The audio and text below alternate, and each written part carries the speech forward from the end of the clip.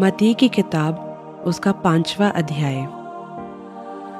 वह इस भीड़ को देखकर पहाड़ पर चढ़ गया और जब बैठ गया तो उसके चेले उसके पास आए और वह अपना मुंह खोलकर उन्हें ये उपदेश देने लगा। धन्य है वह जो मन के दीन है, क्योंकि स्वर्ग का राज्य उन्हीं का है। धन्य है वह जो शोक करते हैं, क्योंकि वह शांति पाएंगे। धन्य है वह जो नम्र हैं, क्योंकि वह धरती के अधिकारी होंगे। धन्य है वह जो धार्मिकता के भूखे और प्यासे हैं, क्योंकि वे तृप्त किए जाएंगे। धन्य है वह जो दयालु है, क्योंकि उन पर दया की जाएगी। धन्य है वह जिनके मन साफ हैं, क्योंकि वह परमेश्वर को देखेंगे। धन्य है वह जो मेल कराने वाले हैं, क्योंकि वह परमेश्वर के बेटे कहलाएंगे। धन्य है वह जो धार्मिकता के कारण सताए जाते हैं, क्योंकि स्वर्ग का राज्य उन्हीं का है। धन्य हो तुम जब इंसान मेरे कारण तुम्हारी बुराई करे और सताए और झूठ बोल बोलकर तुम्हारे खिलाफ में सब प्रकार की बुरी बात कहे। तब खुश और मगन होना, क्योंकि तुम्हारे लिए स्वर्ग में बड़ा फल है, इसलिए कि उन्होंने उन भविष्यवक्ताओं को जो तुमसे पहले थे इसी तरह से सताया था। तुम पृथ्वी के नमक हो, परंतु यदि नमक का स्वाद बिगड़ जाए तो वह फिर किस चीज़ से नमकीन किया जाएगा। फिर वह किसी काम का नहीं, केवल इसके कि बाहर फेंका जाए और मनुष्यों के पैरों तले कुचला जाए। तुम जगत की ज्योति हो। जो नगर पहाड़ पर बसा हुआ है वह छिप नहीं सकता, और लोग दिया जलाकर पैमाने के नीचे नहीं लेकिन दीवट पर रखते हैं, तब उससे घर के सब लोगों को प्रकाश पहुंचता है। उसी तरह तुम्हारा उजियाला इंसानों के सामने ऐसा चमके कि वह तुम्हारे भले कामों को देखकर तुम्हारे पिता की जो स्वर्ग में है बड़ाई करें। ये ना समझो कि मैं व्यवस्था या भविष्यवक्ताओं की पुस्तकों को खत्म करने आया हूँ। खत्म करने नहीं, लेकिन पूरा करने आया हूँ। क्योंकि मैं तुमसे सच कहता हूँ कि जब तक आकाश और धरती टल ना जाए, तब तक व्यवस्था से एक मात्रा या एक बिंदु भी बिना पूरा हुए नहीं टलेगा। इसलिए जो कोई इन छोटी से छोटी आज्ञाओं में से किसी एक को तोड़े और वैसा ही लोगों को सिखाए, वह स्वर्ग के राज्य में सबसे छोटा कहलाएगा। लेकिन जो कोई उन आज्ञाओं का पालन करेगा और उन्हें सिखाएगा, वही स्वर्ग के राज्य में महान कहलाएगा। क्योंकि मैं तुमसे कहता हूँ कि यदि तुम्हारी धार्मिकता शास्त्रियों और फरीसियों की धार्मिकता से बढ़कर ना हो, तो तुम स्वर्ग के राज्य में कभी प्रवेश करने ना पाओगे। तुम सुन चुके हो कि पूर्वजों से कहा गया था कि हत्या ना करना, और जो कोई हत्या करेगा वह कचहरी में सज़ा के योग्य होगा। परंतु मैं तुमसे ये कहता हूँ कि जो कोई अपने भाई पर गुस्सा करेगा वह कचहरी में सज़ा के योग्य होगा, और जो कोई अपने भाई को निकम्मा कहेगा वह महासभा में सज़ा के योग्य होगा। और जो कोई कहे अरे मूर्ख, वह नरक की आग की सज़ा के योग्य होगा।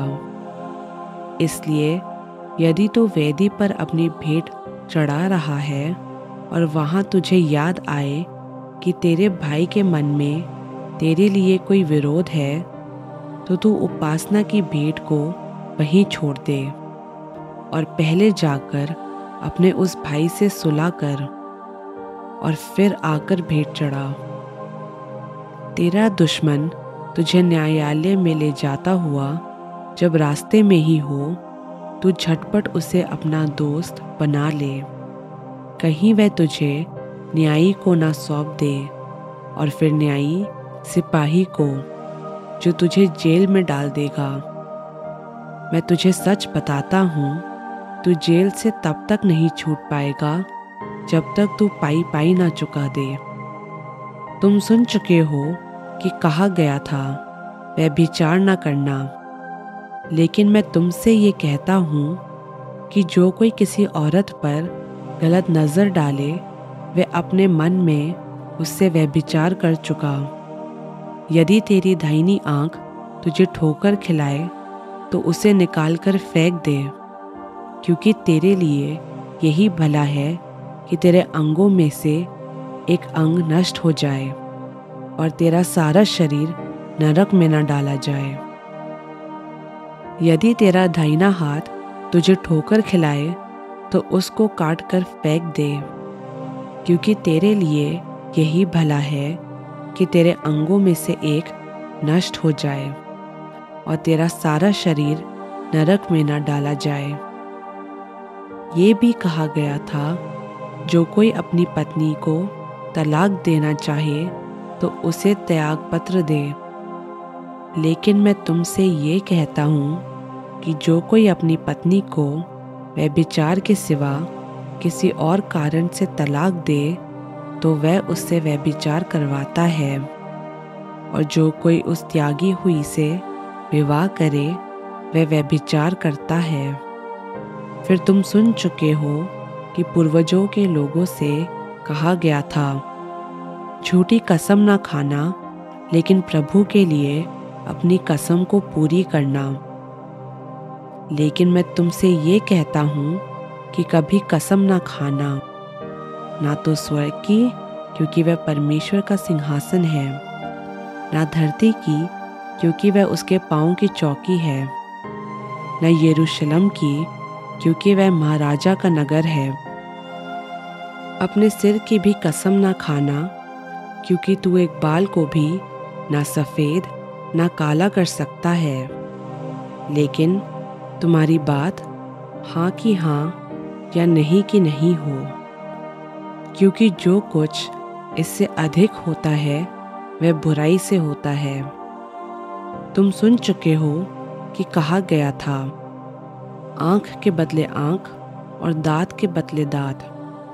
लेकिन मैं तुमसे ये कहता हूँ कि बुरे का सामना ना करना। लेकिन जो कोई तेरे दाहिने गाल पर थप्पड़ मारे, उसकी ओर दूसरा भी फेर दे।